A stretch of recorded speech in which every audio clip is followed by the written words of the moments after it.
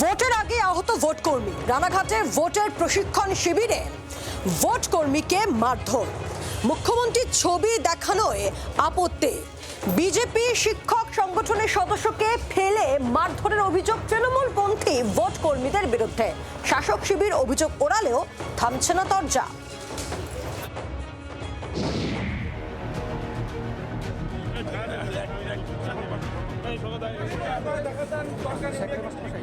প্রথম দফার ভোট হতে এখনো মাসখানেক বাকি, তার আগেই আহত ভোট কর্মী।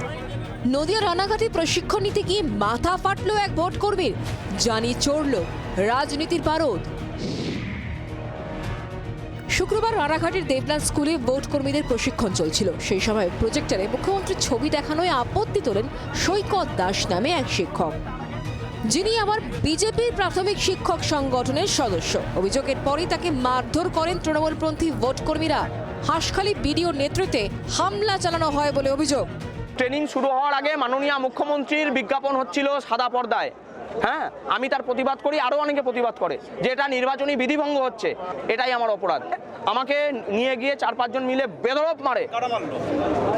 তারা বিডিও অফিসেরই তো কর্মী বলে নিজেদের পরিচয় দিচ্ছিল, তাদের কারোর কাছে আই কার্ড ছিল না। এই ঘটনায় তৃণমূলকে কাঠগড়ায় তুলে সরব হয়েছে বিজেপি। হামলায় জড়িত থাকার অভিযোগ অবশ্য উড়িয়ে দিয়েছে শাসক শিবির। এদিন হামলার প্রতিবাদে স্কুল চত্বরে বিক্ষোভ দেখান প্রশিক্ষণ নিতে আসা অন্য কর্মীরা।